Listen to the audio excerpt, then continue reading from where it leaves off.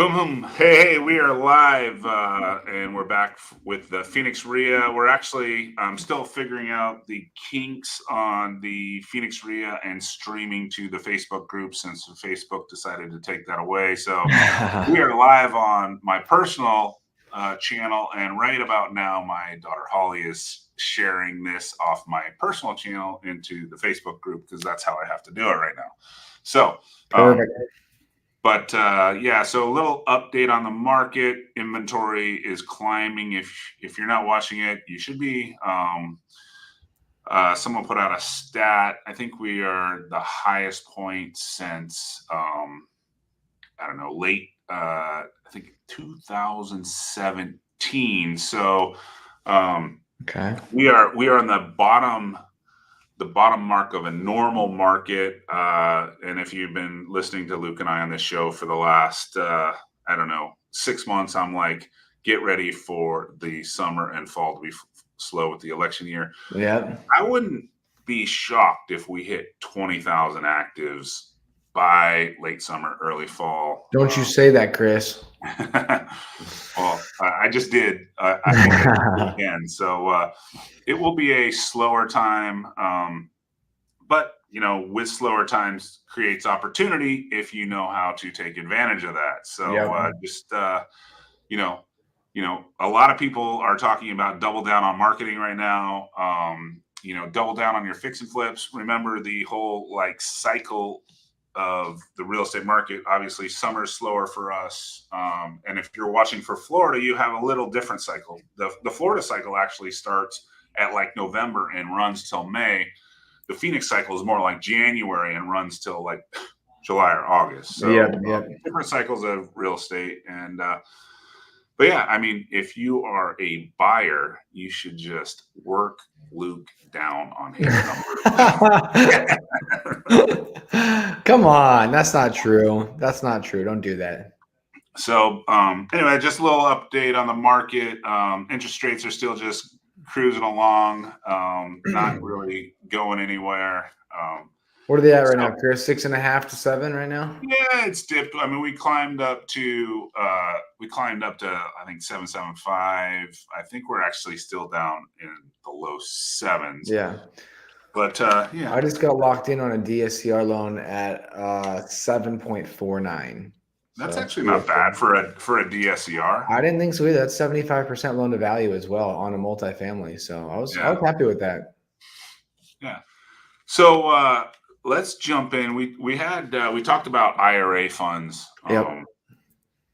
just a couple weeks ago, and we had um, JP on here managing $3 billion.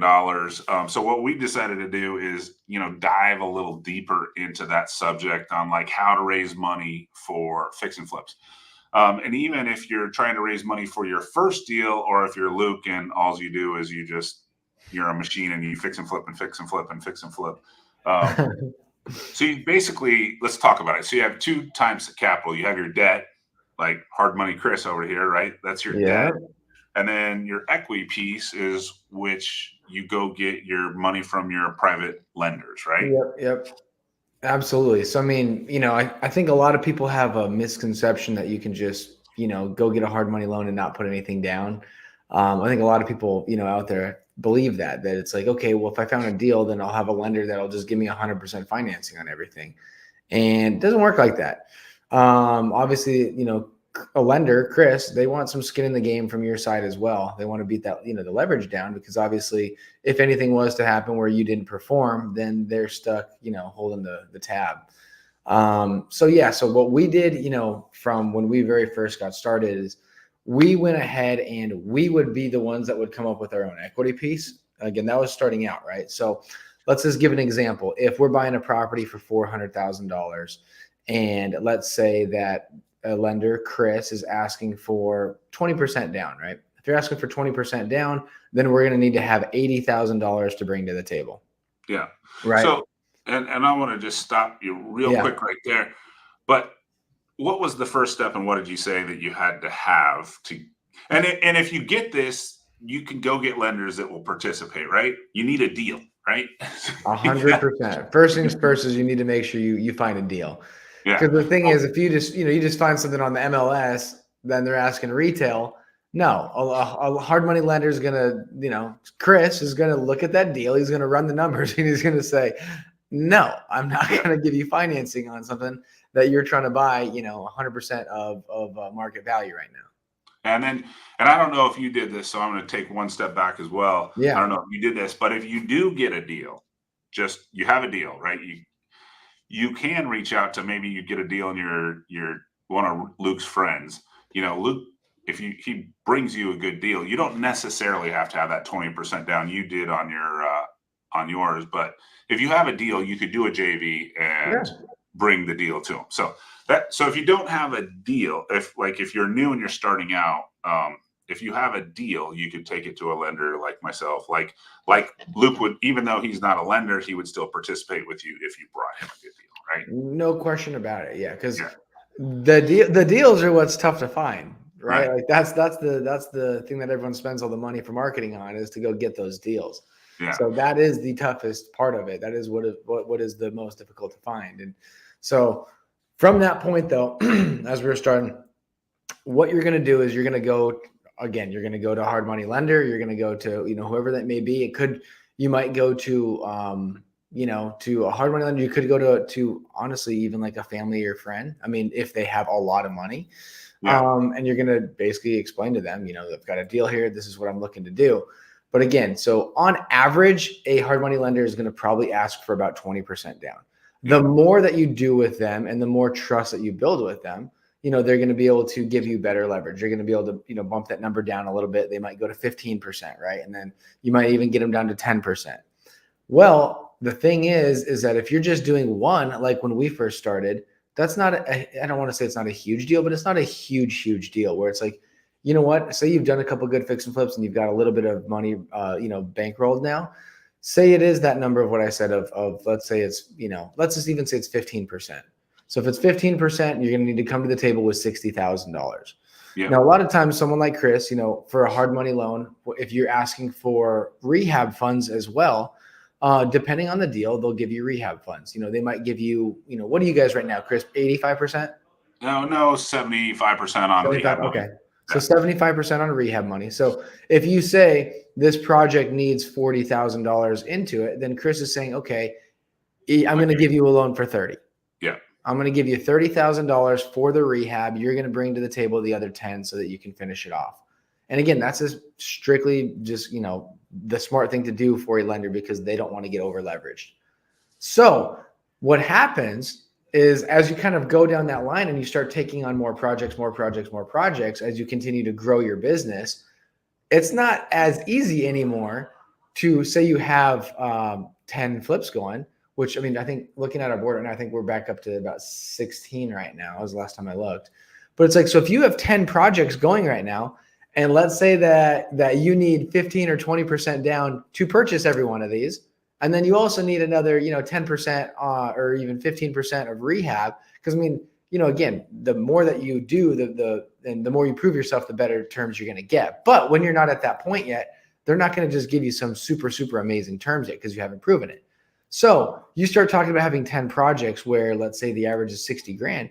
That's $600,000 that you need in your pocket just to close on these properties. Yeah, so, but you also need the 10 grand per property. So there's another 100 grand for the, yep. and then there's debt service on it. Let's just say Yep. it goes 6 months on 340 grand. That's 3,400 times 10. That's another. You need $1 million. Yeah, exactly. $1 million. So that's the thing, is you'd need $1 million in your pocket to run 10 projects at a time if you're not using OPM. OPM is other people's money. So what we started doing is we started gap funding. Now, if you're not familiar with what gap funding is you're about to take down that fix and flip, right?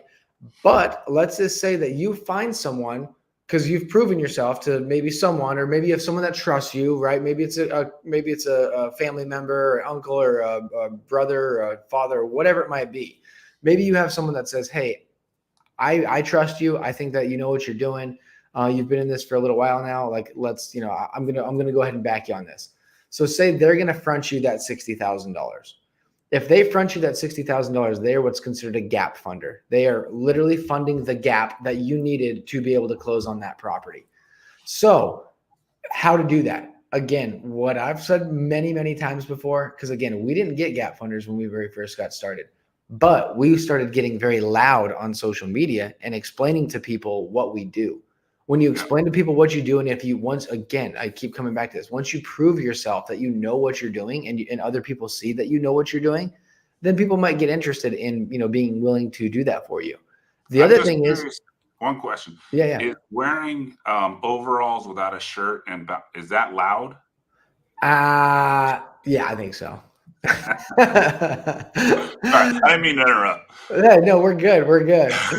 That's guilty right here, right? But yeah, no. So those are just things that you have to think about. Like it. I know a lot of people out there aren't super big into social media. A lot of people don't enjoy it. Some people do enjoy it, but that is one of the biggest reasons that we got super active in social media is because when you start showing people what you're doing and proving what you're doing, more people come out of the woodwork saying, "Hey, I'm interested. I'm interested in what you're doing. Like, I have money." I can't tell you how many people that are out there that you would have no idea have so much extra money that you would never imagine. Right. And so the thing is that you have to make it attractive to them. Right. So by making it attractive, what we do is we will offer 1% of the purchase price. Okay. Right. So if we're buying it again for 400 grand, 1 point is $4,000.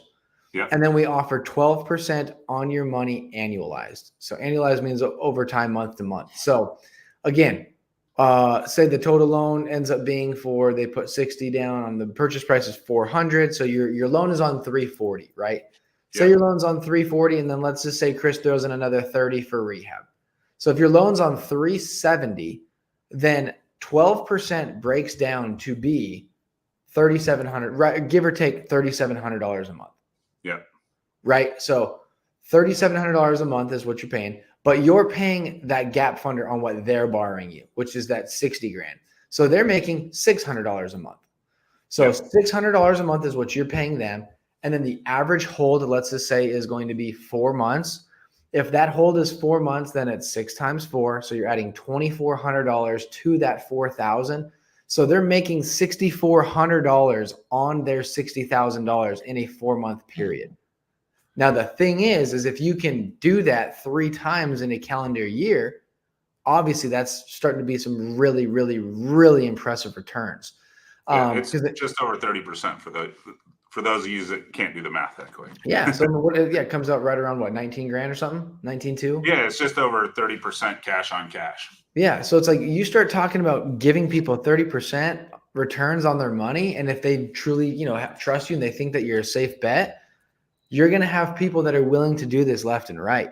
And so what happened with us is that we started with a couple people that were gap funding for us.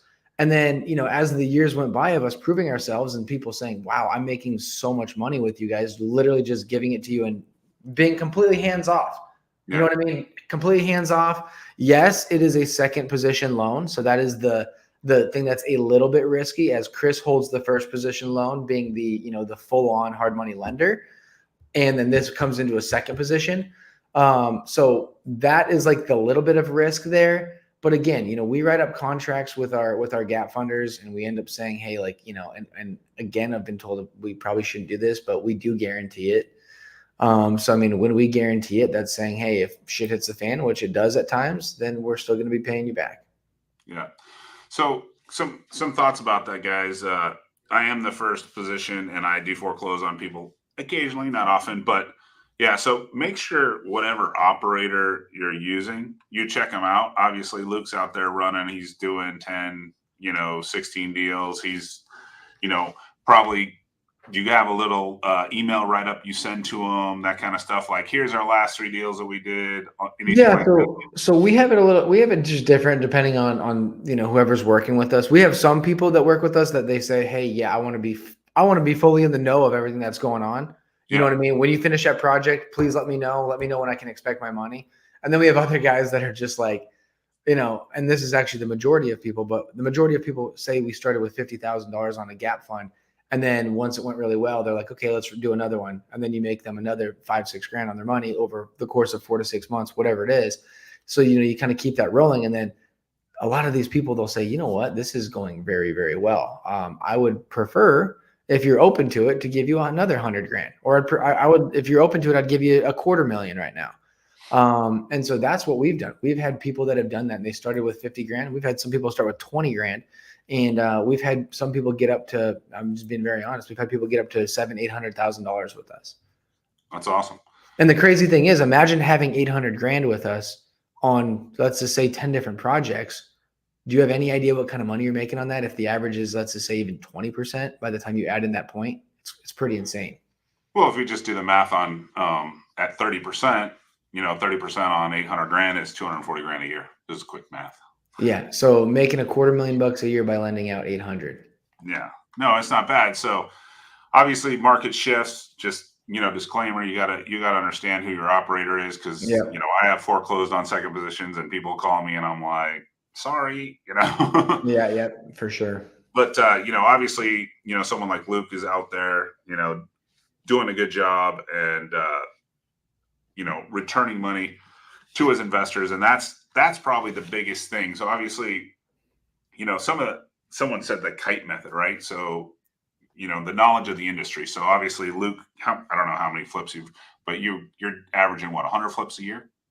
Probably closer to like 70. Okay. Yeah, probably right around 70. Yeah, 75 flips a year. Yeah. And then obviously the integrity piece, like the return of the investment, right? Like comes in, gets returned. Money comes in, right? So your integrity piece, and you probably saw, like, because I know this about my hard money business, is they're very hands-on. Project 1, 2, and 3. Yes. More hands-off project 4, 5, and 6, right? 100%. Yeah. We'll usually have like a monthly call or something. Like we'll call them and exactly. Like, hey, what's got this one. Doing? Yeah, this one's gonna close this one's set to close in 2 weeks. This one's about to hit the market. This one is 2 months into renovation. Yeah. So then obviously your team, you guys got your acquisition guys, you got your contractors. Obviously having a good team in place is important. I mean, we all know that contractors can be a pain, whether you're just dealing with the contractor that's coming over to fix something at your house, right? Yep. And then obviously, the last is the execution. So, yeah. So obviously, Luke's doing it right, but let's just say you were starting out again. Like I said, having a deal, you can JV with people, bring them into the thing. If you get a deal, even if you don't have a deal, let's just say you can ask to reach out to a mentor or someone like that. Let's just say, Luke's your coach. You can be like, hey, can I, maybe can I follow this deal through the beginning? Would you pay for it? What'd you do for rehab? Keep obviously all on spreadsheets. I'm sure you have a spreadsheet of every single house. Yeah, exactly. Yeah. Give me all the numbers on it. And basically, like you said, just kind of shadow your way through that. Yeah. So then if you have a deal, you can be like, all right, should be the expected return. And just so you know, if you're filling out these spreadsheets, when you go to try to get what, I'm a hard money lender, you go to move up to the soft money lender and trying to reduce your rates, reduce your expenses. Having those spreadsheets is like, they're going to ask, hey, I want to see your last 3 to 5 deals. Right. Yeah. So. No, absolutely. But I mean, the thing is, guys, is that, like you said, if you're kind of starting from square one, JVing is a great way to go. But again, I don't recommend flipping until you really get some money in your bank account. I really don't. Like, I highly recommend wholesaling your first 10 deals or whatever they may be, just to get you to that point to where you're kind of starting to understand how the process goes. And then, like Chris said, then jump in with someone who's doing flips and, kind of shadow it and say, okay, I kind of understand this now, but especially before you jump in on your own. Because the other thing is too, is like Chris said, your debt service. Like, if you're not setting aside money for your debt service, and let's say you've got a mortgage and you're already running things kind of tight, and you forget that, oh, wait a second, I've got my payments I have to make on this thing. And that payment's, like we said, $3,400, and say that project runs you a lot longer than you expected because you don't have your contractors in order. Let's say it runs you 6 months. I mean, just like that, you better have had another 20, 22 grand just to put away for debt service on top of the rest of your bills and everything. So that's why I really do recommend wholesaling a decent amount before you get into fix and flipping. And that's in all honesty, that's what we did. We wholesaled quite a bit before we started flipping. And then once we started flipping, we kind of started building out the team, started building out the contractors, the different subs, and for us the big hire was the project managers. I mean, those are just the different things that you really need before you're going to be able to run a successful flipping business. Well, obviously, that's probably the most expensive piece. If you're running around doing it, you know, yourself and project managing yourself, I mean, obviously, and it's your project, so you have more at stake Yeah, than the project manager does. But then you also have to look at some point when you grow or scale big enough, you know, what's your best use of time? Is your best yeah. use of time being a project manager? Is your best use of time running your business, right? Oh, So 100%. Yeah, no question about it. No so question about it. cool. What other ideas? So you know, going back to the beginning of the show, we had JP on last week. You got to remind people that some of their IRA money is at use. Do you guys use any IRA money currently? We don't. No, we don't. We haven't at all. I know it's obviously really smart to do that. We just we've never done it. We've never really talked to people about it either. I personally have no money in an IRA, so I just Yeah, like we've said, we sink all of our money into real estate, and so we don't have anything to be able to kind of play off of with that. But again, there's a lot of people out there that do have that, and yeah. so if they can Anybody get that that set up has a for them, Yeah, anybody that has a self-directed IRA or a 401k, self defined benefit plan, you could invest as the second lien position, the equity piece for someone like Luke. And like you said, if you're getting a 30% return or a 10% over a short period of time, then it annualized it ends up being a 30% return. But yeah, that's just another idea to when you're talking to people like, oh yeah, some people are like, yeah, don't have any money, but in your piece or in your conversation, be like, yeah, well, my dad has some money in a self-directed IRA. He lends it to me, which I then put out in hard money loans. But you can use retirement funds as well to invest as right, well. right.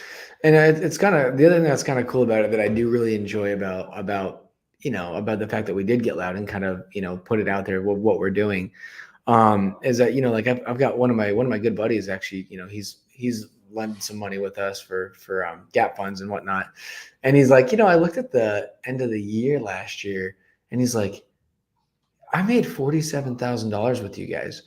And he's like, I only had, I mean, there was nothing crazy, but I mean, I think he said, I'm not trying to say it's nothing crazy, but he had a decent, a decent amount with us, nothing crazy though. And he's like, I didn't go to a single project. I didn't do anything. I didn't swing a hammer. I didn't have to run comps. I didn't do anything. All I did was just send you money one time. And then I had it roll over a couple of times and I loved it. So then I gave you a little bit more. And then he's like, and then literally at the end of the year, I look back and he's like, you guys paid me 47 grand. He's like, I made Yeah, 47,000 on the side. That's $4,000 a month on the side from literally doing nothing, which was, he was pretty stoked with that. yeah.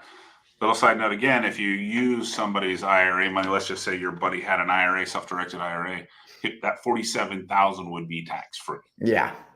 So, That's pretty cool. and what's nice is it's more of I mean, they're not actively, working the business, but you're actively working the business and they're Oh yeah. investing with you. And it's just not putting it in some mutual fund that's getting, 11.2 that you get this little statement with all the graphs on and something like Yeah, yeah, no, for sure.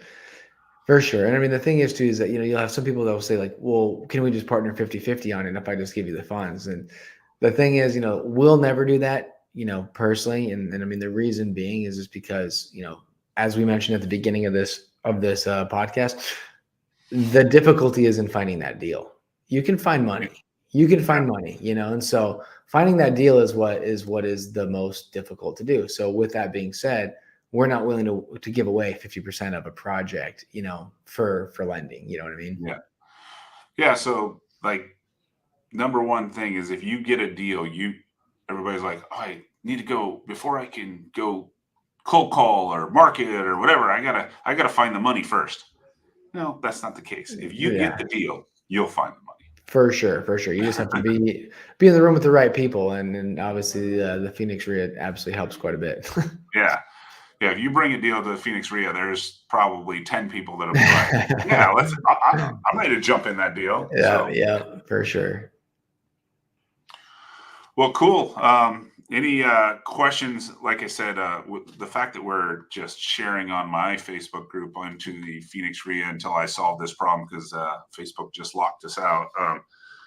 I'm going to look into, and if anybody has the answer that I could go to Zoom and go to YouTube, I need to go to multiple YouTube channels, multiple Facebook channels, Instagram channels. StreamYard was that solution. It may Right. not be anymore, but I gotta solve the problem, which I will get done in the next week or so. But yeah, if you have any comments, you want to see something else, we're always looking for content to give people. The Phoenix RIA is next Tuesday, so we won't be on here. And we got 3 people, myself included, what we use in AI in our business. And my favorite thing in AI is it now writes all my emails and it writes all my text messages. Like if I'm sending out even a reminder text to, hey, you're coming to the Phoenix RIA next Tuesday, all the emojis and all the excitement that goes into those text messages is not me. It is just me typing out what I want to say using AI and it's spitting it right back to me and be like, man, I sound amazing. Man, that's great. I love it. That's perfect. So if you are watching on the Phoenix RIA, we will be back live next Tuesday. If you're watching on either the Viking Boys YouTube channel or my YouTube channel, please hit subscribe and post your comments. We will be watching over them if it's on obviously the Facebook pages. Post your comments there. We'll be commenting as well there. And we are on episode 77. By Man. fall we should hit to 100, and we'll probably have to rent some giant studio and and have Oh yeah. I like it. I like it. That'd be fun. cool. Well, thanks for jumping on, guys. Thanks again, Luke, for jumping on, and we'll see Always. you in 2 weeks because we'll be live next week. So, Sounds good. I like it. all right, see ya. Later.